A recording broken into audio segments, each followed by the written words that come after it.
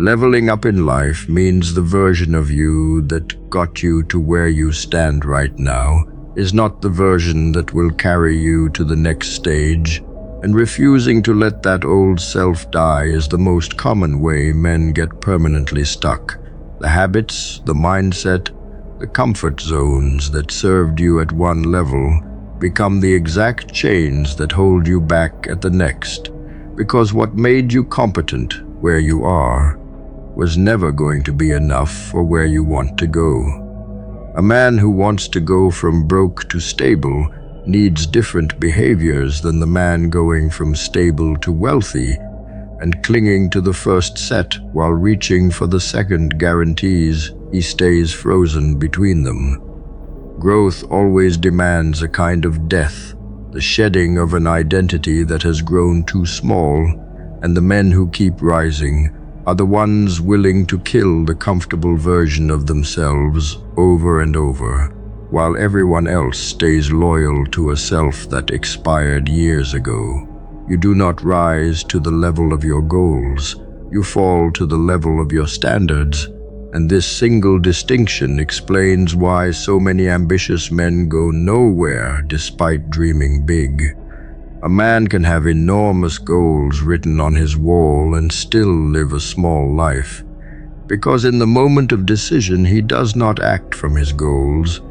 He acts from the standards he has quietly normalized, the floor he refuses to drop below. His goal might be elite fitness, but his standard is skipping the gym whenever he feels tired, and the standard wins every time, because the standard is what actually governs behavior, while the goal just decorates it.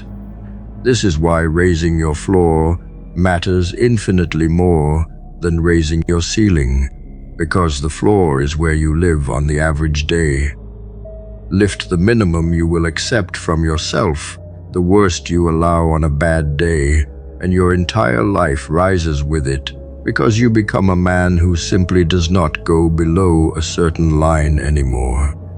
The discomfort you feel when you reach for a higher level is not a sign that something is wrong. It is the actual sensation of leveling up, the feeling of operating beyond your current capacity, and learning to read it correctly changes everything.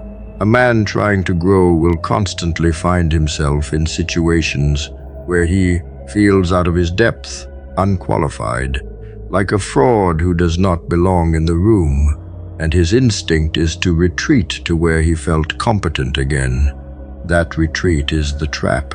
The feeling of being slightly over your head is precisely the feeling of expansion, the stretch that forces growth, and a man who flees it every time will spend his life confined to the small space where he already feels capable. Why this matters is simple and brutal. Comfort and growth cannot occupy the same place. So chasing comfort means refusing growth, and the man who learns to sit in the discomfort of the next level, instead of fleeing back to the last one, is the man who keeps climbing while others plateau. Proximity is one of the most underestimated forces in human development, because you absorb the standards, habits, and beliefs of the people you spend the most time around, which means the fastest way to level up is to get into rooms with people already operating above you.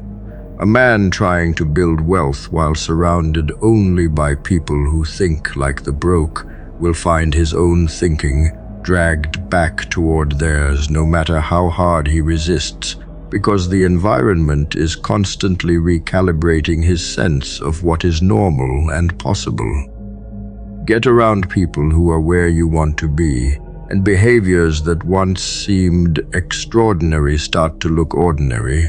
Ambitions that felt arrogant start to feel reasonable, and the ceiling on your own thinking quietly lifts.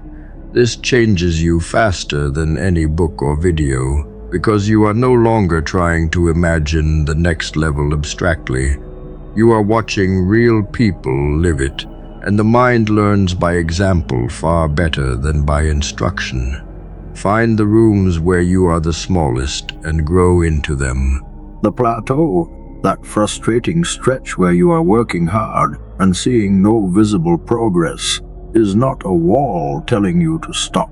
It is a test of whether you will keep going when the rewards temporarily disappear, and almost everyone quits exactly here.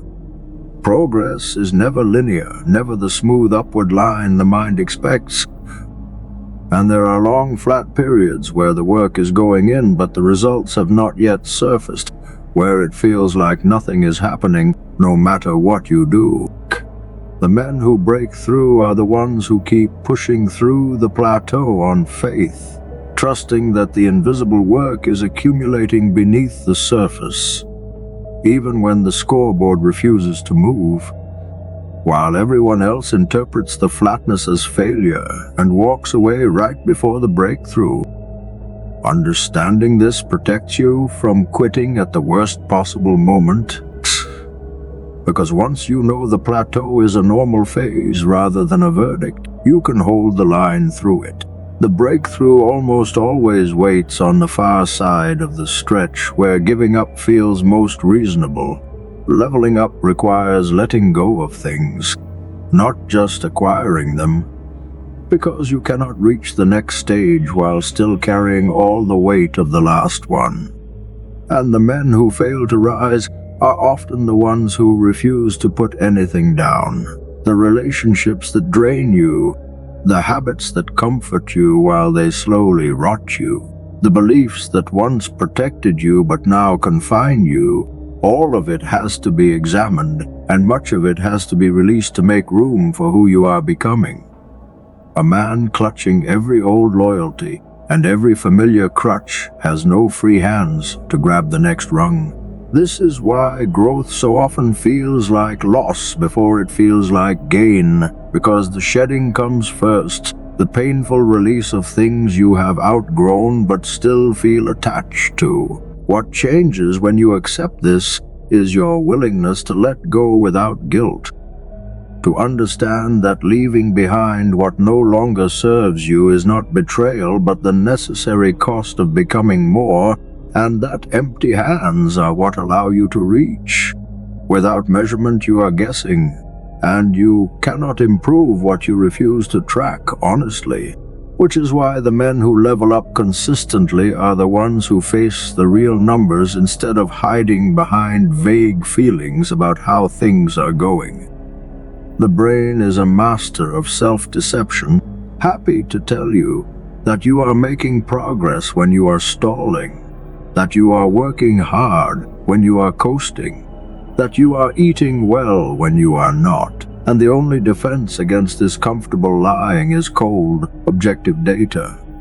A man who tracks his training, his finances, his hours actually spent on what matters gets a feedback loop that reveals the truth his ego would rather bury.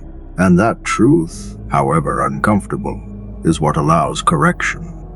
This is why accountability and measurement matter so much. They strip away the flattering story and show you reality.